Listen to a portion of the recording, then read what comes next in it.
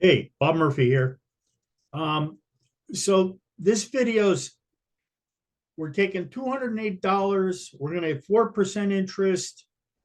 We're gonna get a year. We're gonna get interest for 30 years. And how much are we gonna have at the end? Now we'll get to the actual math in a minute, and then the edge rule, blah blah blah. But that's the question, right? So now, in terms of some background, hopefully if you don't know how to do this stuff, if you're looking at this and going, if you jump in right at this video, there are prior videos that explain where this interest rate formula comes from, how the calculator works, how the exponents work. And I'm not going to review that now. Now, I'm also going to give you a quick background before I get to the actual math. And to get to the actual, I'm sorry, I need to share screen, and here comes shared screen, and bada bing. Oh my God, what is that little nightmare? So this is a card I carry in my pocket. And when I tell people the crazy videos I'm going to do, I show them this card, and here's the first 5 formulas. This is right here. This is number 1. This is the video we're going to do right now. The P is 208, the R is 0.04, the T is 30, and then we'll see the future value is going to be $674. All right. The $208 I talked about in the prior video. I think that's a really useful and important number. I try to explain why. Bada bing. Moving on. The next formula is, what happens if you have $208, you get 4% interest a year for 30 years, but every single year you do $208? Ooh. And then the third formula, I'm going to take the value that we're going to calculate in the second formula. I'm going to show you how do you get, let's say I know how much money I want to have, and I'm going to get 4% interest, and I'm going to get it for 30 years. How much money do I need to save every year? Look, we already know the answer. All right. Now a little more on the background. Okay, so this is a variant. I used this last year in school with kids near the end of the semester. I was teaching geometry, but actually the reason I did this is because they're going into algebra 2, and I wanted to give them like the state testing was all over, and I actually wanted to give them a review. This was a good review for algebra 2. I'm not going to go through all that. And I had done this for about 10 years.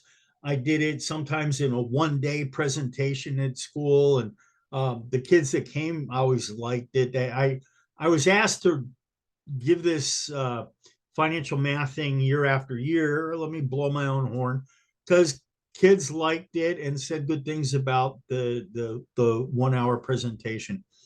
But I also did different parts of this in algebra 1, not as much. A lot more in algebra 2. If I taught pre-calc, we did it way the hell more at a higher and faster level. So I'm just showing you this kind of stuff. Remember, if you want to read this, open 2 sessions, and then you can, pause my voice or keep listening to the wonderful melodies. Now, here's the actual math. Bada bing.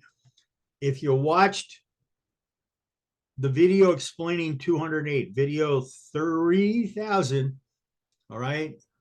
Oh my God, that's the same picture. Yep, it sure is. And so let's walk through this thing. Now, one thing I'm going to repeat, one thing I do, notice down here where it says using truncate, okay? When we use calculators, we get all kinds of decimals. We get a lot of decimals.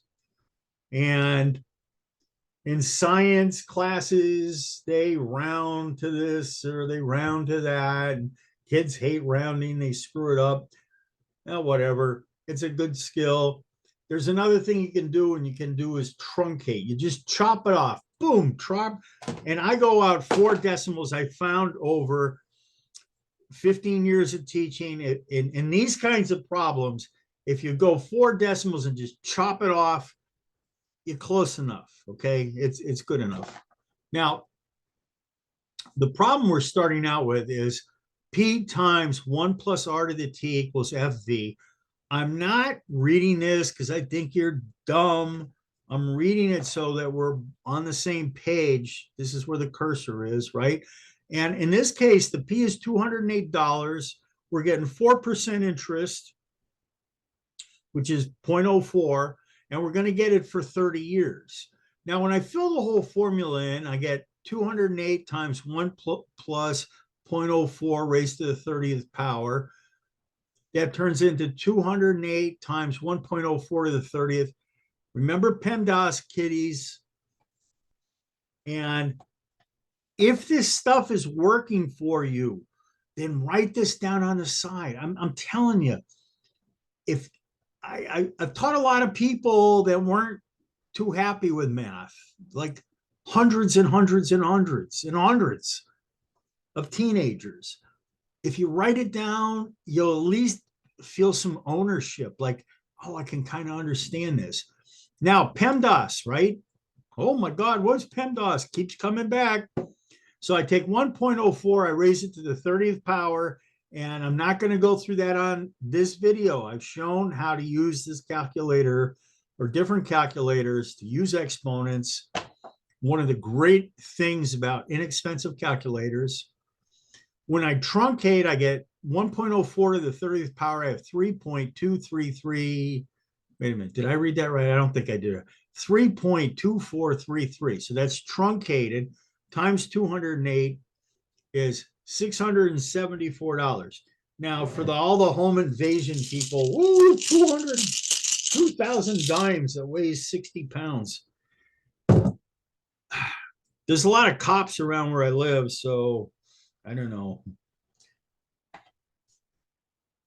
Steal $200, whatever.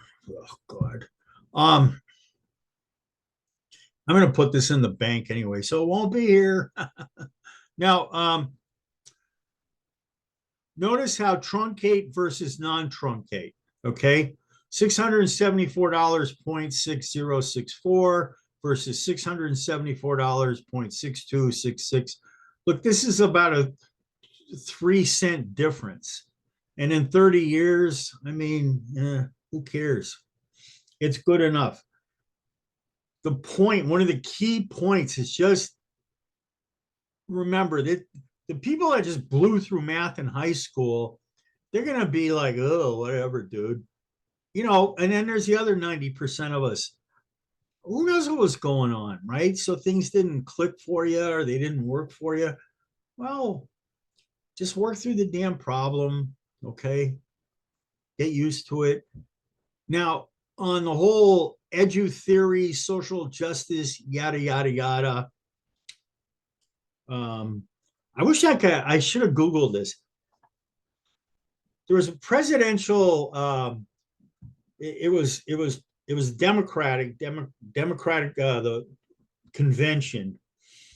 And it was a famous African-American, great speaker, 40 acres and a mule, right? It was I don't know if it was an exact promise or an implied promise at the end of the Civil War to all these enslaved people. But I don't know what the hell the value of 40 acres and a mule was in 1866. But if you want to do a little reparations math, remember the T is the numbers of years. And 1866 was a long time ago. I don't know what you'd use for an interest rate, 3%, 6%. You play around with this and you get some crazy numbers. Now, of course, that's presuming you don't have the usual family stuff that happens. It's quite common for families that earn the people that earn the wealth a couple generations later, they're kind of just blow it all. Anyway, um, so introductory formula, end of my song and dance. All right, stop share. And then, oh, now I can just shut it off up there. Isn't it fun learning this software, which you learned before, and then you completely forgot because you haven't used it in a year?